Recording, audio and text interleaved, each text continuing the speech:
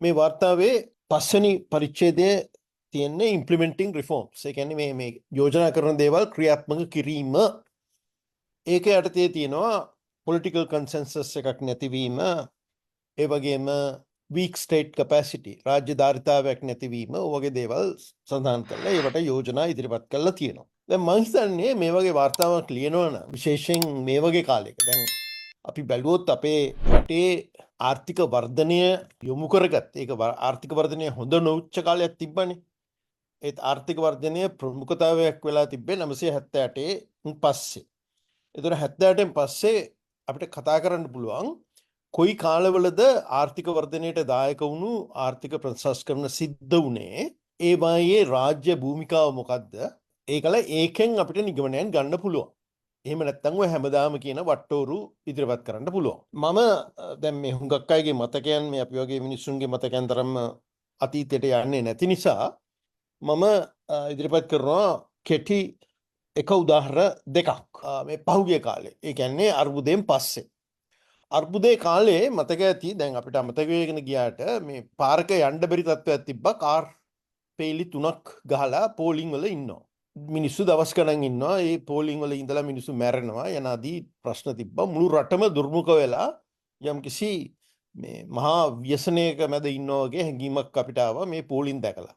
සති 6ක් වගේ කෙටි කාලයක් ඇතුළත මේ ප්‍රශ්නය රජය විසඳුවා. ඒතර රජය විසඳුවේ කොහොමද? දැන් ඒක ගත්තාම ඒක ආර්ථික ප්‍රතිසංස්කරණයක් කියලා කියන්න පුළුවන්. ඒක ඊටාම සංකීර්ණ පද්ධතියක් මගින් රජය මේ ප්‍රශ්නේ විසඳුවා. ඒ ප්‍රශ්නේ විසඳුවේ ඔය මේ වාර්තාවේ යෝජනා කරලා තියෙන ලේකම්වරුන්ගේ කමිටු අරවා මේව දාලා නෙමෙයි. ඒක විසඳුවේ පුද්ගලික පබ්ලික් ප්‍රයිවට් පාර්ට්නර්ෂිප් එකක් යටතේ. ඒ කියන්නේ සමාගම් දෙකක්, ඩයලොග් සමාගම සහ මිලේනියම් IT සමාගම, නැත්නම් ලංකා ස්ටොක් එක්ස්චේන්ජ් ගෲප් එක, ලන්ඩන් ස්ටොක් එක්ස්චේන්ජ් ගෲප් එක, ඒගොල්ලන්ගේ හොඳම ඉංජිනේරුව දුන්න ආණ්ඩුවට. ඒගොල්ලෝ කිව්වා මේගොල්ලන්ගේ පඩිය අපි ගෙවා ගන්නම්. අපි සම්ගොල්ලන්ට කිසිම වියදමක් නැහැ. ඕගොල්ලෝ මේ ප්‍රශ්නේ විසඳන්න අපිට පාරවල් වල යන්න අවශ්‍යතාවයක් තියෙනවා. ඊළඟට ප්‍රසම්පාදන ඉතිරීති සම්පූර්ණයෙන් අදාළ වුණේ නැහැ. මොකද මෙතන මුදල් ගනුදෙනුවක් තිබෙන්නේ නැති නිසා. ඉතින් මේක කරා. සති 6න් වැඩේ කරා. මේකට තීරණාත්මක වුණේ තරුණ යම්කිසි ජවයක් ඇති තීරණ ගන්න ඇමති කෙනෙක් සිටීම. මොකද එතන අවශ්‍ය වුණා අපි ගත්තොත් ඒ ඉන්ධන සපයන සමාගම් වල දත්ත ගන්න, මෝටර් වීකල්ස් ඩිපාර්ට්මන්ට් එකේ දත්ත ගන්න, ඔහොමම විවිධ සම්බන්ධීකරණ කටයුතු තිබ්බා. ඊළඟට ඒ දත්ත ගබඩා කරන්නේ කොහෙද කියන ප්‍රශ්න විසඳන්න ඒ සියලුම දේවල් වලට ඉක්මන් දැඩි තීරණ ගන්න සිද්ධ වුණා. ඒවා ක්‍රියාත්මක කරා. වැඩේ කෙරුණා. කවුරුත් ඊට පස්සේ අර පෝලිං අතුරුදහන් වුණා. මිනිස්සු තාම සතුටින් රටේ මූඩ් එක වෙනස් වුණා කියලා අපිට කියන්න පුළුවන්. ඒ වගේම තව කරපු ලොකු ප්‍රතිසංස්කරණයක් තමයි මේ මෑත කාලේ කවුරුත් දැන් අවුරුදු 20ක් 30ක් විතර තිස්සේ පලිගගා හිටියා සමෘද්ධි ව්‍යාපාරය, සමෘද්ධිය මහා නාස්තිකාර දේශපාලනීකරණය වුණු වැරදි ව්‍යාපෘතියක් කියලා. නමුත් ඒකේ තිබ්බ බලේ කැඩුවා. කැඩුවේ අස්වැසුම කියන වැඩපිළිවෙල හඳුන්වා දීලා. දැන් ඕක කරන්න ඕකට සෝෂල් ඕකට අවශ්‍ය පනත අනුමත කළ තිබ්බේ 2002. වෙල්ෆෙයාර් බෙනිෆිට්ස් බෝඩ් ඇක්ට් එක අනුමත කරේ 2002. හැබැයි මේක ක්‍රියාත්මක කරන්න ටෙන්ඩර් දීලා ප්‍රසම්පාදන ක්‍රියාවල යටතේ කටයුතු කරමින් පටන් හිටියේ 2015 විතර ඉඳන්. ඒකත් කරගන්න බැරි වුණා. මම ඍජුවම දන්නවා ඒක කරගන්න බැරි වුණ හේතු අරම මට කියත හැකි වුණා. ඊට පස්සේ 22-24 කාලය ඇතුළත ඔය සෝෂල් රෙජිස්ටර් එක ලංකාවේ තියෙන විශාලතම දත්ත ගබඩාව හදලා ඕක විසඳුවා. දැන් ඒක විසඳුවෙත් ඔය කිව්ව ව්‍යාකූල ක්‍රම යටතේ නෙමෙයි, රජයේ නිලධාරීන් විසින් නෙමෙයි. ඒකත් කරේ ලෝක බැංකුවේ සපයපු, ලෝක බැංකුවෙන් පඩි ගෙවපු පිටස්තර කට්ටිය. දැන් ඕෙන් ගත්තහම අපිට පේනවා ලංකාවේ රාජ්‍ය අංශයේ ඍජුවම නිලධාරීන්ගෙන් කෙරිච්ච දෙයක් නෑ ලංකාවේ. ඍජුවම නිලධාරීන්ගෙන් කෙරිච්ච දෙයක් ලංකාවේ නෑ. ආර්ථික ප්‍රතිසංස්කරණ කෙරෙලා නෑ. ඒක බොහොම දරුණු කියමනක්. නමුත් ඒක සත්‍ය කියමනක්. එතකොට මේක කරන්න තියෙන ක්‍රමය මොනවද? ඔය කොමිටි දාගෙන දැන් ඊළඟට තියෙනවා තව මට වෙන ගැටලුවක් තියෙනවා. ඒ කියන්නේ ඔය කොමිටි දාලා ඔය මේවා කරන්නේ මේ නරක දේවල් සිද්ධ වීම වැළැක්වීම. හොඳ දේවල් සිද්ධ වීමට නෙමෙයි නරක දේවල් සිද්ධ කිරීම වැළැක්වීමට තමයි කොමිටි දාලා සංවර්ධන සහ තුලනයන් දාන්නේ. දැන් මේ වාර්තාවේ එන්නේ 20යි 25 ජූලි 20යි 24 අගෝස්තු මාසේ අනුමත වුණා බොහෝම වැදගත් පනතක්. ඒකට කියන්නේ Public Financial Management Act number 44 2024 කියලා. දැන් ඔය යෝජනා කරන සමහරක් දේවල් අර එක්තරා වටිනාකමකට වැඩි ඒවා මේ පබ්ලික් ඉන්වෙස්ට්මන්ට් ප්ලෑන් එක ඇතුලේ තියෙන්න ඕනේ. අරගේ අනුමැතිය ඕනේ, මේකේ අනුමැතිය ඕනේ. ඔය කොහොම දේවල් ඔය PFM එකේ තියෙනවා. කොටින්ම මම PFM එකේ කියවහම මට දාඩිය දානවා දෙයනේ වැඩක් කරන්න යනවනම් කොහොමද මේ PFM එක යටතේ මේක කරගන්නේ කියලා. ඒක ගැන සඳහනක් නැති එක මම හිතන්නේ ටිකක් අඩුපාඩුවක්. කොයිතරම් ආණ්ඩු රජයේ නිලධාරීන් ඉඳලා ඒ කියන්නේ මේ සෙන්ට්‍රල් බැංක් එකේ වැඩ කරන නිලධාරීන්ටත් ඉඳලා සාමාන්‍යයෙන් මේවට පාවිච්චි කරන්නේ විශ්‍රාම ගත්තායනේ. නමුත් එහෙම ඉඳලත් මේ හැමදාම ඉදිරිපත් කරන වට්ටෝරුව ඉදිරිපත් කරලා අරකේ තියෙන දේවල් ගැන වචනයක්වත් කියලා නැහැ. තව එකක් තියෙනවා. තව වැදගත් පනතක් තියෙනවා. මේ ඉදිරිපත් කළ තියෙන යෝජනා වලට අදාළව ඒකට කියන්නේ public private partnerships bill කියලා තියෙනවා. ඒක නම් මේ වර්තාව ලියන වෙලාවේ බලන්න හැකියාවක් තිබුණේ නැහැ කියලා මම පිළිගන්නවා. මොකද ඒක මහජන අදහස් සඳහා ඉදිරිපත් කරේ පහුගිය මාසේ මුල. ඒ කියන්නේ මම හිතන්නේ අගෝස්තු මාසේ දවස් 10කට කොහෙද විවෘත කරා. ඒ විවෘත කරනකොට මම ඒක දිහා බලලා මම කල්පනා කරා දෙයනේ ආයශරයක් මේක කරන්න ගියොත් කොහොමද මේක දේශපාලන වශයෙන් කරන්න කියලා.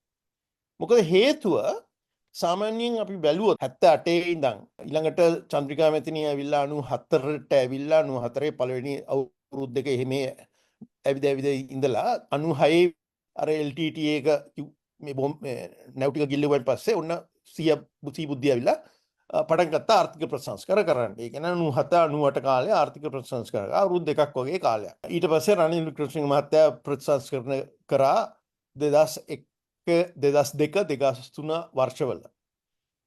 ඔහොමම තමයි. ඔය පළවෙනි අවුරුදු දෙකේ තමයි යම්කිසි ආණ්ඩුවකට වැඩක් කරන්න පුළුවන්.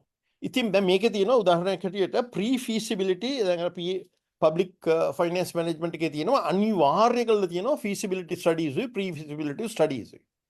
ඉතින් අපිට පිළිගන්න පුළුවන් මත්තල වගේ දේවල් තියෙනකොට ඉතින් අනිවාර්යෙන් ඔව තියෙන්න ඕන කියලා. නමුත් කොහොමද මේක කරන්නේ? අර අවුරුදු දෙක ඇතුළත එහෙනම් අලුත් ප්‍රතිසංස්කරණ කරන්න බෑ. කරන්න තියෙන්නේ පරණ ලෑස්ති කරපු ප්‍රතිසංස්කරණ ඉවරයක් කිරීම තමයි. ඒ කියන්නේ මහවැලි එක වගේ කලින් හදපු ප්ලෑන්ස් ක්‍රියාත්මක කිරීම විතරයි කරන්න පුළුවන්. මොකද ඕවා කර ඉන්නකොට ආණ්ඩුව ඉවරයි. ලංකාවේ තියෙන ආණ්ඩුව වලට වැඩි ආයුෂ නැහැ. ඉතින් දේශපාලන අර්ථය අනුව කොහොමද මේක කරන්න කියන එකට මම හිතන්නේ හරියට උත්තරයක් මට නම් පේන්නේ නැහැ මේ වාර්තාවේ. මේ ඉදිරිපත් කරපු යෝජනා අපි ගත්තොත් ලෑන්ඩ් බැංක් එකක් ඉදිරිපත් කරලා තියෙනවා. ඉතින් එහෙමනම් මේක සම්පූර්ණයෙන් තියෙන්න ඕනේ ඩිජිටල් කරණීය වුණු ලෑන්ඩ් බැංක් එකක් තමයි තියෙන්න ඕනේ. එතන ඩිජිටල් කරණීය වුණු ලෑන්ඩ් බැංක් එකක් මේ ආණ්ඩුවට මේ යන ඉබිගමනින් කරන්න පුළුවන්ද? ආණ්ඩුව ඒ බිස්නස් එකේ දින්නේ. දැන් මමත් සර්වේ ඩිපාර්ට්මන්ට් එක්ක වැඩ කරලා තියෙනවා. මම ඒකට ආණ්ඩුවේ මුදල් නාස්ති කිරීමට දායක වෙලා තියෙනවා. ඉස්ස විතරණය කාලේ ඉඳන් ආපු පරණ ප්‍රොජෙක්ට් එකක් බාගෙට තිබ්බ එකක් මම ICT එකට යනකොට තිබ්බා. මේක එහෙම නෙමෙයි කරන්න තියෙන්නේ. මේක තියෙන්නේ මේ තියෙන ටික අල්ලලා දාලා විශාල ප්‍රොකියුමන්ට් එකක් කරන්න ඕනේ. මේක බොහොම වැදගත් වැඩක් නිසා පුද්ගලික අංශයට කියන්න ඕනේ. මේකට දෙන්න විසඳුම්. අපිට අවසානයේ දකින්න ඕන විසඳුම අර ආයෝජකයෙක්ට බලන්න ඕන නම් එයාට වහාම ශනික වාර්තාවක් ලැබෙන්න ඕනේ. මෙතන ඉඩම් තියෙනවා. අන්න ඒ ඉඩම් වල වතුර තියෙනවා. අපද්‍රව්‍ය කළමනාකරණය පහසුකම් තියෙනවා. එහෙම නැහැ. මෙතන පාරවල් වල පළල මෙච්චරයි. යනාදී වශයෙන් ඒ විස්තරත් එක්ක එයාට ඒ උත්තර බොහොම ඉක්මනින් ලබා ගන්න පුළුවන්කම තියෙන්න ඕනේ. ඒ ඩිජිටල් කොටස. ඒ එක්කම අර ඇනලොග් කොටස කියලා අපි ඒකට කියනවා අර අනුපූරක කොටස. මේක පරිපූර්ණය කිරීම සඳහා ඩිජිටල් කැලලට අනිවාර්යෙන් හැම වෙලෙම නීති රීති වල වෙනස්කමක් තියෙනවා. ඒතකොට මේ නීති රීති වල වෙනස්කම තමයි එහෙම වුණාම ඒ ඔප්පු කරගන්න ඒවා වළංගුද නැද්ද කියලා බලන්න ඒවා මේවට යම්කිසි නෛතික වෙනස්කම් කරන්න ඕනේ. ඉතින් ඔන්න ඔහොම තමයි ලෑන්ඩ් බැංක් එක ක්‍රියාත්මක කරන්න වෙන්නේ. එහෙම නැත්නම් ලෑන්ඩ් බැංක් එක කියලා කියන්නේ අපේ අයියලා ඉවර කරයින් පස්සේ ඕක ඉතින් ඒකත් ගිහිල්ලා ඒකට 30ක් හරි ගාණක් දෙන්න වෙනවා ලෑන්ඩ් බැංක් එකේ ඉඩමක් හොයාගන්න. මොකක් හරි අකාර්යක්ෂම දෙයක් තමයි ආණ්ඩුවෙන් ලැබෙනවා නම් ලැබෙන්නේ. මේක කරන්න තියෙන්නේ පබ්ලික් ප්‍රයිවට් පාර්ට්නර්ෂිප් එකකට මුළු එකම මැනේජ් කොන්ට්‍රැක්ට් එකක් හැටියට කරලා ඒ මිනිස්සුන්ට මේකෙන් ඉඩම් මේක කීකාරක් කී දෙනෙක් බලන්න ආවා. ඒ මිනිස්සු අන්තිමට කොයි තරම් දුරට ලංකාවේ ඉඩම් බදු ගත්තද ඔයගේ කරුණු අනුව ඒගොල්ලන්ගේ ගෙවීම් සකස් කරන්න පුළුවන්. ඒතකොට ඒගොල්ලන්ට දිරිගැන්වීමක් තියෙනවා. මේක පුළුවන් තරම් ආකර්ෂණීය විදිහට කරලා මේක සකස් කරන්න.